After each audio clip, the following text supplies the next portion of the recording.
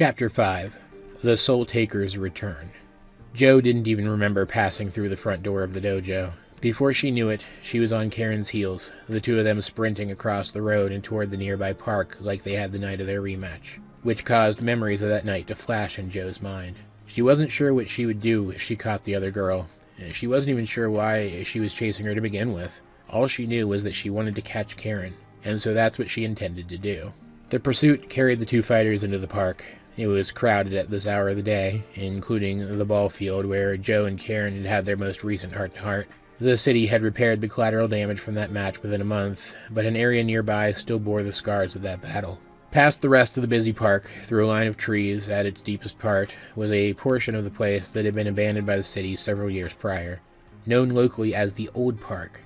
This large, dilapidated area, which was empty, save for a handful of rundown structures, had once been used by local soul fighters as a place to come together and compete in heart-to-hearts on their own terms. Since the Dueling Hearts fight with the Soul Takers, though, things had changed. Most of that had stopped. City officials didn't want to spend money to repair the old park, or just turn it into a designated heart-to-heart zone. But they had begun keeping a closer eye on it in hopes of finding whoever had caused so much destruction to the park as a whole. It didn't take Jo long to realize that Karen was leading her to the old park, and yet, as fast as the two young women were moving, by the time Jo came to that realization, they had already crossed the tree line and arrived. Jo's eyes were drawn to the nearby basketball court, where Tucker and Jen had fought Lawrence. It was broken and uneven, and one of the hoops was missing where it had been torn off in the fight and then later hauled away by the city workers. Karen didn't turn toward it, though, as Jo expected her to. Instead, she pressed forward, eventually coming to another grouping of trees as far back into the old park as someone could go. The entire area was swampy, with pools of standing water spanning the tree line. This was where Sarah had had her final fight against the soul taker named Monty, and it was where Karen stopped and turned to face her pursuer. Jo slid to a stop as well, standing almost 15 feet away from Karen. She didn't want to get any closer in case this was a trap of some kind. Both girls were silent. Jo, because she didn't know what to say, and Karen, because she seemed to be waiting for something. She was looking past Jo, over her shoulder. After a beat of only a few seconds, she said, "There they are." Suddenly, the other three Dueling Hearts rocketed up to Jo's side and came to an abrupt stop there. Jo and the other Dueling Hearts felt the cold air coming off the standing pools of water stir suddenly, and Karen's two allies flickered into view, leaping from behind the trees. Lawrence, the tallest of the three, looked the fiercest, the gaze of his hazel eyes more resembling a glare. His expression was stern and cold. The next tallest, Monty, was dressed as impeccably as ever in a new silk vest over a pressed shirt and slacks. His brown eyes were softer than his allies, even from within the shadow of his medium-length, spiky brown hair. The two new arrivals stood in formation with Karen, forming a triangle around the Dueling Hearts, boxing them in. Karen, at first glance, would have seemed the least intimidating of the three. But just as she had during their previous meetings, she gave off a strange sensation of being far more dangerous than she looked. She was as beautiful as ever, like a model, with dark hair cascading down her back past her shoulder blades, shining brown eyes gleaming from behind square-rimmed glasses, and a smattering of freckles across her cheeks and nose. She stood with her hands on the hips of her skinny jeans. She almost seemed as if she was trying to appear as non-threatening as possible, but she was failing pretty miserably. It was cute, and Jo could feel herself blushing. When she saw the Dueling Hearts, save for Jo, step into their ready stances, Karen spoke up quickly. "This isn't like last time," she asserted. "We don't have any intention of hurting you, or threatening you at all." "Yeah," Jen said under her breath, looking from one soul taker to the next. "I don't feel even a little threatened." "Then what are you doing here?" Tucker demanded. He had turned himself to face Lawrence, and wasn't relaxed at all by Karen's words. Sarah, likewise, turned toward Monty. "You promised that I wouldn't see you again," she told him in a chastising tone. "I'm sorry, but we needed to talk," Monty replied, sounding just as calm and diplomatic as Jo remembered. Jo, up to this point, had almost felt as if she were in a trance. Karen was here, right in front of her. This was something that Jo had made herself hope would never happen again, while secretly hoping that it would. And it had. Even though the events of the day had implied that this reunion was possible, and even likely, Jo hadn't quite come to terms with it yet. She hadn't prepared for how she would handle it if it occurred. What should she say? What could she say? She had to put her own feelings aside and come at this with a clear head. She wasn't the only one who was affected by this. Fighting through the fog that had gathered in her mind, Jo put her hands casually in her pockets, projecting as much confidence as she could summon, and met Karen's eyes directly. That's quite the coincidence, she said. Some guy from the Soul Takers just came to us earlier today and told us you might show up.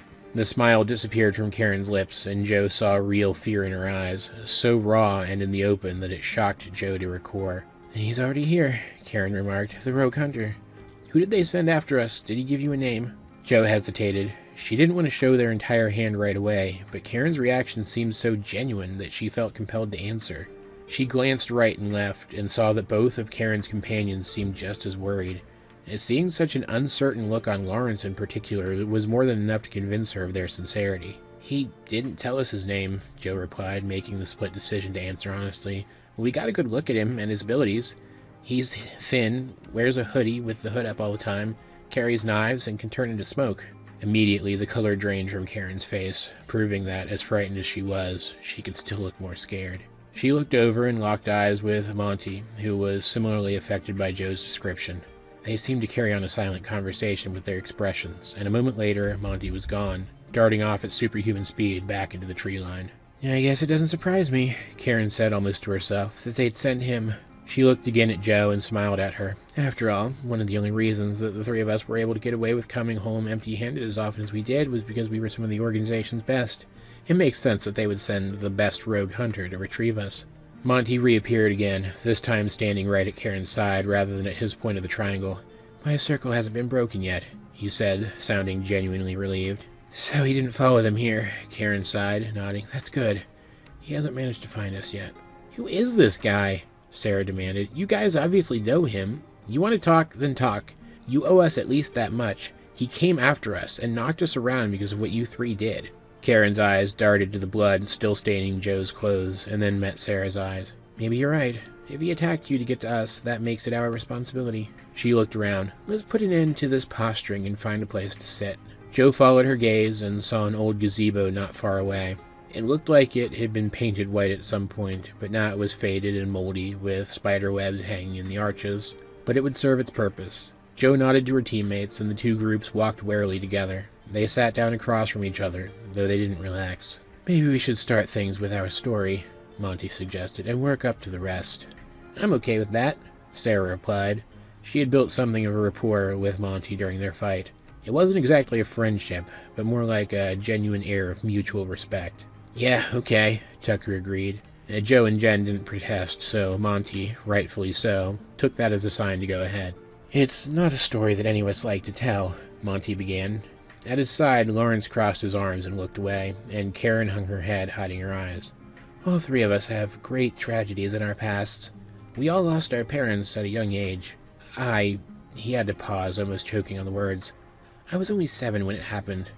They were teachers. Dad taught math and Mom taught English. One year, they decided they wanted to experience teaching abroad, so Mom got a job teaching English in Japan. She had lived there for a few years as a kid and spoke the language. She even taught quite a bit of it to me. It was a fun year. I remember a lot of it. Then we came home. He trailed off. Joe had to look away to keep from staring at the tears forming in his eyes. She wished that she hadn't, though, when she looked down and saw Karen take Monty's hand.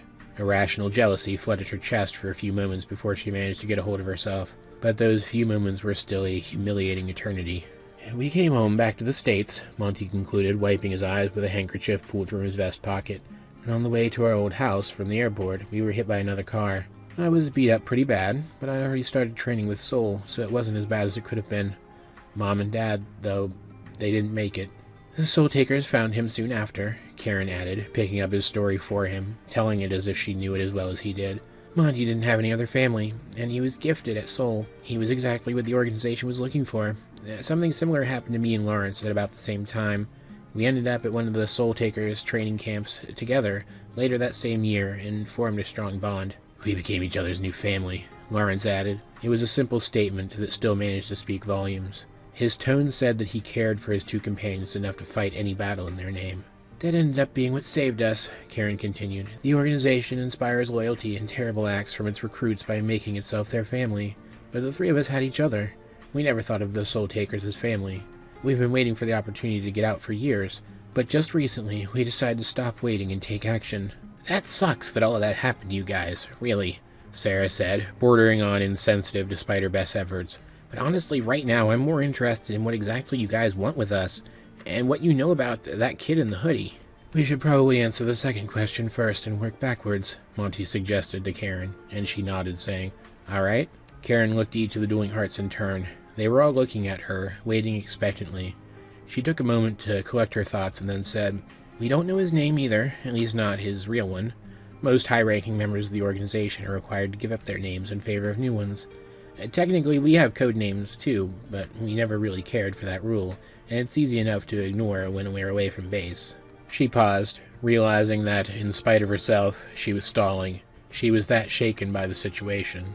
So she collected herself again and continued, saying, "As far as I know, the only ones who know his real name are our—" She caught herself, fumbling for the right words. I mean, their leader, and the rogue hunter himself. We do know him by a name, though. He is known to everyone in the organization as the Reaper. It might sound cheesy to someone who doesn't know how strong he is." "It doesn't sound cheesy to us," Joe interjected, touching her bloody stomach reflexively. Karen smiled at her sympathetically and then began again. "Well, the Reaper isn't considered to be the most powerful soul taker," she continued. "Many think of him as the most dangerous. He not only has their leader's ear in many things, but he's also well known for being completely immune to damage, as well as extremely smart and uncommonly skilled at tracking people. He's what other rogue hunters aspire to be," Karen concluded. "If he's the one they send after us, then we have to be quick about this, quicker than I calculated. There's no time for pleasantries. My friends and I are here to ask the four of you for your help. Last time we met, we told you that we always avoid taking Soul back to their leader whenever we can. We've always secretly hoped that the organization would fail at locating the ancient soul fragments that their leader needs," she explained almost wistfully, "and that he would die. It seemed like the best we could do. We didn't have a chance against him in a fight, so rebelling against him directly would have been suicide, and you've seen firsthand the consequence of us leaving. Then," Monty interjected, "entirely by coincidence, we were the first team to ever actually find some of the special fighters when we were sent to test the four of you. We saw how much stronger you were able to become in such a short time when you had something to aspire to. We forged an idea. If we could bring the bearers of the fragments together to stand with us against the Soul Takers, we would stand a chance of actually bringing the organization down and destroying their leader once and for all. Against the combined power of the Ancient Soul," Karen added, "their leader wouldn't stand a chance, not as he is now." "Hold on a second," Tucker said, cutting her off. "Are you seriously asking us to team up with you guys to fight your old boss? Do you have any idea how crazy that sounds? Or how risky?" "I didn't think you were the kind of guy to avoid a difficult fight," Lawrence replied, sneering at Tucker wickedly. "Normally I'm not," Tucker snapped. "But that doesn't mean that I like the thought of dying, especially not for you people. Even if we assume that the four of us are willing to help you three," Joe said quickly, hoping to draw focus to herself and distract Tucker and Lawrence from escalating things further. "That doesn't explain why you would come to us now. Do you want our protection from that Reaper guy? Believe me, I want another crack at him. But as strong as we are now, I don't think we can keep him from getting to you." "That's part of it," Karen replied. "As strong as the Reaper is, if the seven of us work together, we should be able to drive even him off. That will buy us some time to gather the other bearers and convince them to fight with the four of you." "But we don't know where the other ancient soul bearers are," Jen pointed out. "That doesn't matter," Monty announced, "because either way, the four of you may be the key to finding them." Before any of the dueling hearts could ask him to elaborate, he continued, "There's a theory that's been bouncing around the organization for years now, that because the ancient soul fragments were once all part of the same man's divine soul, they might be drawn to each other. Basically," Karen elaborated, "the theory goes that because soul is both physical and metaphysical, the ancient soul fragments will be pulled toward each other to the same place at a similar but not necessarily the same time.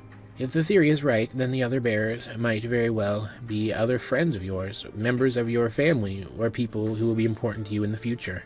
"That makes a certain amount of sense," Jen interjected thoughtfully, deep in concentration as she gave voice to an idea that was still forming. "It would explain, at least, why 4 fragments of the soul attached to 4 people who live so close to each other, 3 of whom are related by blood, when they could have latched on to anyone, anywhere. That means," Tucker said, playing a bit of catch-up, "we might already know the other bearers, or we might know them in the future, and that they might even be related to us." "That is what Karen literally just said, yes," Lawrence replied, sounding somewhere between annoyed and exasperated. Thankfully, Tucker was too deep in his own head to hear him. "I was planning to meet up with some potential relief members for Team Dueling Hearts tomorrow," Joe said. "They're both people that we know, and one of them is related to me, Jen, and Sarah. If your theory is right, then they could both be bearers of the soul." "If you're planning to bring them onto your team now when so much is already converging on your lives," Karen replied, "then they almost certainly are. If the theory is correct, anyway. We have to test them to find out for sure. If they're bearers of the ancient soul, it'll confirm the theory once and for all. We'll know that every other bearer of the soul is either someone you know, or someone you'll cross paths with in the near future. Wait, this could be a trick, couldn't it? Tucker suddenly blurted. You guys could be using us to find people we think might be other bearers. He looked over at Jen, right? They could be, Jen agreed. But I don't think so. She looked Karen in the eyes, watching for a reaction as she said, if that was their concern, and they were opposed to doing it by force, they could achieve the same result by observing us secretly, just like they did leading up to our last encounter. There wouldn't be any need for this deception. And besides, they do seem genuinely desperate. Couldn't have said it better myself, Karen replied. There was a pause while the other three dueling hearts considered Jen's assertion, deciding that her words made sense. All right then, Joe told Karen. So long as it doesn't involve the kind of fights that you guys put us through last time, I don't have a problem with us testing them, but we have to do it on my terms. If they turn out to be bearers of the soul, then I decide what we tell them and when. I'm not going to force anyone to do anything. All right, Karen agreed. We should also take some time to scout out other fighters in the area, Jen suggested, and try to find ones who we might have crossed paths with naturally down the line. There's a local independent tournament being held at a small dojo further into the city tomorrow that I was already considering participating in, just for some additional experience. The fighters who train there are pretty well known in the area for having really unique and interesting techniques. You think we should check out some of the fighters there? Joe asked. Jen nodded and continued. They'll all be fighting, so it should be possible to use the artifacts that you three took to check for the ancient soul, right? The technique imprinted on these rings, Karen replied, removing 2 silver rings with red stones from her pocket and holding them up for the entire group to see. Works best if the wearer is fighting the person being scanned. There's a pattern etched onto each ring that focuses ambient soul from the person holding it, activating the technique and testing any of their opponent's soul that intermingles with their own. In order to scan as many people as possible, we'll have to send as large a group as possible and pass the ring around between fights. Joe nodded. That makes sense. Jen, since this is your idea, you should go. Tucker, too. I'll go with them, too, Sarah interjected. I know what tournament Jen's talking about. It sounds like it could be fun. Monty and Lawrence will go with the 3 of you and take one of the 2 rings, Karen told them, handing one of the little rings to Monty. And I'll go with Joe, and bring the other. We could check out her 2 candidates together. Joe's heart fluttered. She and Karen would be together alone on friendly terms. She didn't know how to feel about that because it left her feeling far too much at once. She might have protested, insisting that Karen go with the others instead, and that she take someone else with her in Karen's place, but she didn't have the chance. So we're actually doing this, Tucker mused. We're actually helping these guys. Yeah, Sarah replied. We are. Clearly this soul taker problem isn't going away on its own, so I want to make it go away. These guys have a plan to do that. Don't pretend like you don't want this too. Tucker shook his head, but he didn't say anything for a long few seconds. He looked at Joe. You think this is a good idea? I do, Joe replied immediately. Tucker paused again, considering Joe's response before announcing, Sure, what the hell. Let's give these guys a bloody nose if we can. It's better than sitting around and waiting. He looked at Karen and her friends in turn and said, I don't like you guys. I'm not going to lie about that. I'm not going to pretend. But if you 3 can help us beat this leader asshole and his cronies, then I'll work with you. At least for now. I won't even complain about it. Thank you, Joe told him. He shrugged and frowned. Thank you all, Karen said, addressing all of the dueling hearts. What we did to you 4 was horrible. If we could make up for it, we would. Maybe, Lawrence interjected, and Karen elbowed him in the ribs. Now that we have some details of our alliance hammered out, Karen told Joe, I'd like to talk to you in private. Can we walk together? Joe's heart began beating faster again. Put on the spot, she was compelled to answer quickly.